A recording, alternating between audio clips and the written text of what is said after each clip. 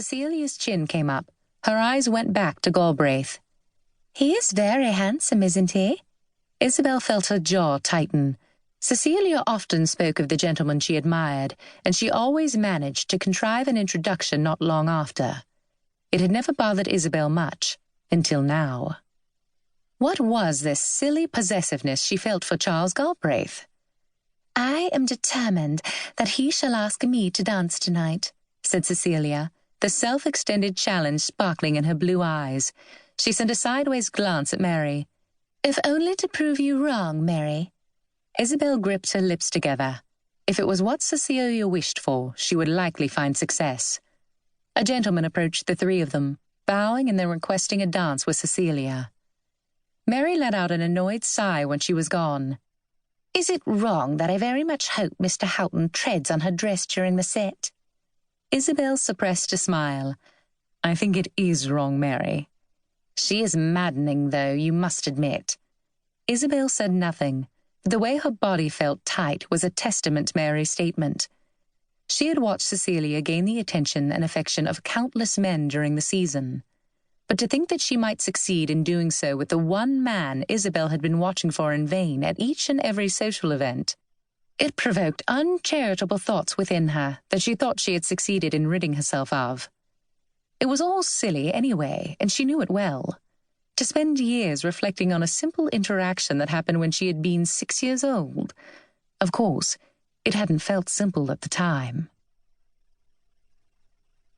Izzy sat on the stairwell, her arms folded on top of her bent knees, hot tears streaming down her face. It wasn't fair, of course.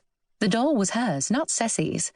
It even had brown hair and white lace around the neckline to match Izzy's. But Ceci's tantrum had been effective. They always were. And Papa had insisted that Izzy give her the doll to play with. Ceci would likely set the doll down and forget about it within 5 minutes in favor of some other shiny toy. But Papa had wanted Ceci's whining to stop, whatever it took. He was busy transacting business with Mr. Galbraith and wanted no further disruptions.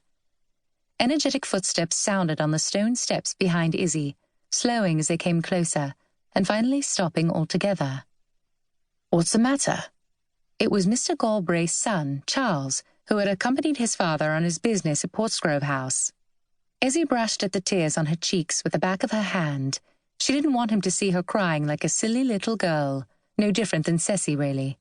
He was older, after all, at least 9. "Nothing," she said, trying not to sniff. He sat down beside her. "I don't believe you." She looked at him with a sidelong glance. He didn't look very agreeable, with his dark features and caterpillar brows. "You'll only laugh at me," she said resentfully as another tear escaped. He put his hand over his heart. "I won't. I swear it." Her mouth twisted to the side as she regarded him suspiciously. There was no hint of a smile on his face, though. She related the events of the morning, annoyed to find that she had begun crying again by the end of the tale. She avoided his eye as she sniffed, wondering when he would begin giggling at her silly reason for weeping. He scooted closer to her and put his arm around her.